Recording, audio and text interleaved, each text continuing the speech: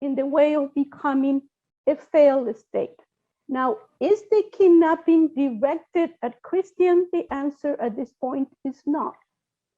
The kidnapping is directed against anybody that the gang members believe they can extract some ransom. As a matter of fact, in this case, they have requested a 1 million ransom per person to release them safely. So why is this a significant news now? It's because in the last couple of years, when kidnapping was common, it tended to be more kidnapping their own. Not necessarily people with a lot of money. They kidnap for as little of $100 ransom or $50 ransom. But it looked like this year they have been increased in kidnapping foreigners.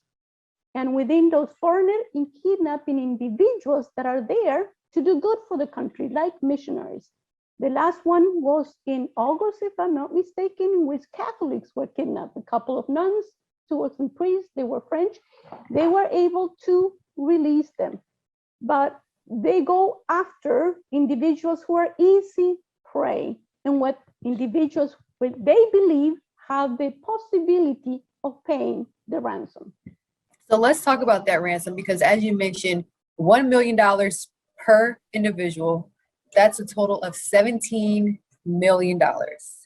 Now, we briefly heard from American officials, for example, White House Press Secretary Jen Psaki.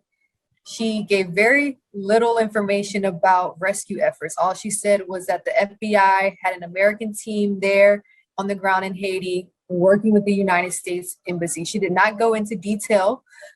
Based off of your research and what you know, what can you tell us about the negotiation process when it comes to getting these missionaries returned back to the United States safely, if there is a negotiation process at all? The answer is yes, but the policy of the United States since 1973 has been the official policy. The United States does not negotiate, does not give in of what the kidnappers want. This is not the first case, unfortunately. Kidnappings happen in many states that, again, are considered failed states, where the government really does not control every part of their country, where there is serious instability. So in this case, the United States policy officially is that the US will not pay the ransom that is requested. Now that could be really desperate news for the families of the members that are being kidnapped. It doesn't mean that you don't have other ways to negotiate with them. And that's what's happening now. And that's why we don't hear much. And we will not hear much until, and hopefully, until the release of these individuals. And even after their release, there's very little knowledge of what happened, how much was paid, who paid the ransom. But at this point, all we can do is pray and hope that we're able to get them out of these harm ways. So to put it plainly, the United States historically doesn't negotiate with the bad guys. So when it comes to getting these people home and the kidnapping in general, how is this going to affect the political relationship between the United States and Haiti? Well, let me separate, because the political relationship, we talk about Haiti as if Haiti is a country that has sovereignty. What that means, countries in political science terms have external sovereignty, which means they can negotiate with whoever or do whatever relation they want, and they're supposed to have internal sovereignty. What that means is that the government that represents the country control every aspect and territory of that particular country. Well, right now, we're not negotiating with Haiti per se, because Haiti, the government does not control its territory. As a matter of fact, it controls very little. Some estimates say that perhaps half of the country is under the control of the government. What does this mean? That the other portions of the country are under the hands, in this case, of gangs. And the gangs control the roads, control the infrastructure. They even provide safety for individuals like live there. Business have to pay them if they want them off their back. So you are not negotiating with the government per se. The government is actually part of this negotiation and will continue to have a good relationship in these issues with the United States and the FBI. But how do you negotiate with parts that are no longer in control of Haiti? And that actually has consequences for individuals who are going to Haiti to have to be very, very careful, because you are not going to a country that has the possibility of provide safety in every part of the territory. Part of the territory is completely out of anybody getting into, knowing who provides safety, what's happening. And we're talking about gangs, not huge gangs. This particular one is said to have 150 to 100 individuals, heavily armed, and popular among some part of the population because they are providing outlets for young individuals who have nowhere or nothing else to do. They're criminals, they're thugs, they're similar in a sense, although the socioeconomic realities are very different from terrorist organizations in which ISIS controlled territories and we couldn't negotiate who was the one that we're negotiating with. For like the FARC, the guerrillas of Colombia, many times that they control territory, it was very difficult to get people out. So we're not talking about Haiti anymore. We're talking about some parts is Haiti and some parts is totally out of the hands of Haitians themselves. And that's where the complicated elements come with the negotiating processes. That's almost shocking to hear that almost 50% of the country is under the control of gangs. That seems so significant. When it comes to the government, the Haitian government regaining control, what does a timeline for that look like? Well, that's where things again are complicated again. Number one, we know that the Prime Minister, Ariel Henry, is a interim prime minister, because once the president was killed, it was not too clear, as it is in other countries like advanced democracy or more consolidated democracy, is clear the line of succession. Somebody dies, who comes next? Not too clear in the case of Haiti. So temporarily, he is the one, yes, representing Haiti in international affairs, but he needs to do something to move towards elections again. He needs to move towards reforming constitution. He needs to move towards incorporating all these sectors. And unfortunately, when we say different sectors, the gangs are an actor, a political actor, not just criminal, but an actor that needs to be considered into this formula of what's going to happen next in Haiti. So in the short term, they're looking for elections around mid next year, 2022, and moving towards that. So that's encouraging. That's a little progress, right?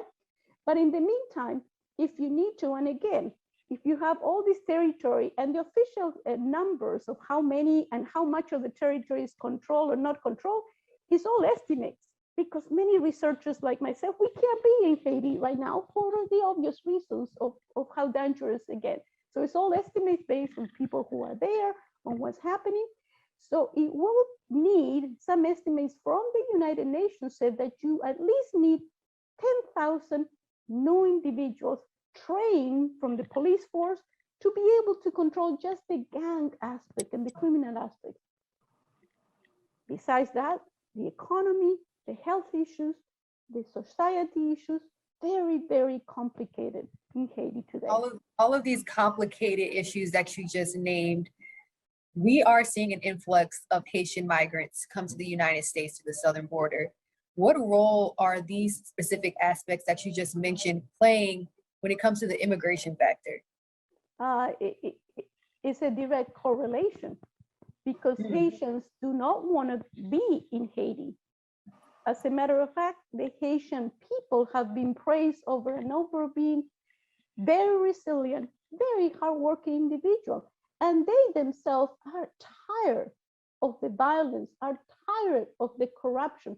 As a matter of fact, since the kidnapping of the American citizens and the Canadian happened, they are in the streets protesting against these issues.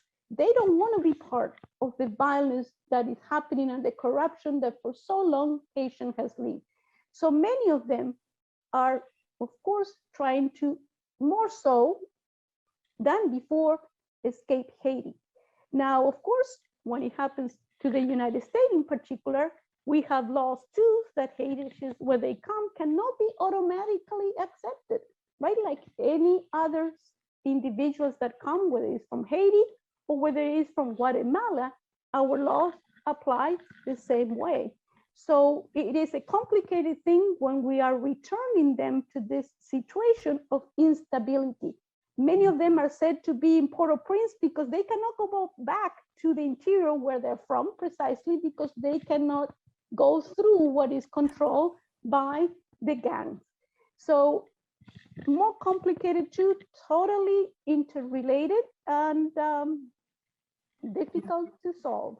At least So, Dr. Jamison, you're the director of political science at St. Thomas University, which is in Miami, Florida. I live in Orlando, Florida. We know that Florida has a very large Haitian community. I would like to know there in Miami, what is the reaction from the Haitian community following all of this news? Because we've seen Haitians in the actual country protest against these kidnappings, holding signs, saying free the Americans. So what's the community reaction like where you are? The community reaction also is supported in their disgust about these issues that are happening. At the same time, the diaspora and the Haitians themselves, while they are happy that issues are being highlighted, they're saying, well, they're highlighted because they are Americans, right? They're highlighted because they're foreigners. But the majority of the kidnapping is our own people. So they're content that because, in the sense that foreigners are being the ones that are being kidnapped in this particular case, that the issues, and they're hoping that because of that, issues will be highlighted. That is more than just foreigners. Again, I want to make sure that we know that the numbers of foreigners being kidnapped so far are a portion. It's only, 40 so far from the more than 350 individuals that are being said that have been kidnapped in Haiti this year. Now, those numbers are worrisome because the official numbers from the United Nations of last year, the whole year were around 250, and we're not at the end of the year already. So that's the concern. So I think the Haitian community also, they're Catholic, they're Christian, they're praying for the safe relief of these missionaries, and at the same time are hoping that this highlights the other issues that are going on in Haiti in trying to find some solutions. The diaspora is very involved in the political processes. They want to be involved in what happens next year. Again, this is not just an economic problem, it's not just a society problem, it's a political problem in nature, and every sector needs to be consulted. But it is for the Haitians in Haiti to try to find a way out. Nation building doesn't work. We've seen the experiences in other areas. We've seen the experiences in Afghanistan. In a majority of the cases, foreign intervention and trying to build another nation have not been successful. Somehow we can help, but it needs to come from the Haitians themselves to try to solve their destiny. I appreciate how you draw comparisons with similar situations. Is this a subject that you've covered with your students? Yes, we do. We do. From introductory courses, Introduction to International Relations, we start dealing with these issues, to more specific advanced courses like Politics of Latin American or Caribbean or Comparative Politics. Yes, we do. As a professor, as a teacher, what's the most significant takeaway that you tell your students to take from all of this? I think that the students, being aware of what's happening outside the borders of the United States and getting to the realization that what happens in Haiti or what happens in Afghanistan or what happened in other countries somehow has direct impact in what happened to us here. We don't live in isolation. We're interconnected economically, financially. In South Florida, our groups, our migrant group are from Haiti, are from Cuba, and from many other countries in Latin America. So somehow the realization of the interconnectedness and the awareness is what I hope that the students take out each time, you know, that they take these courses, because solutions need to come in kind of like in agreement and in conjunction with other countries, and they cannot come top down from one country to another one.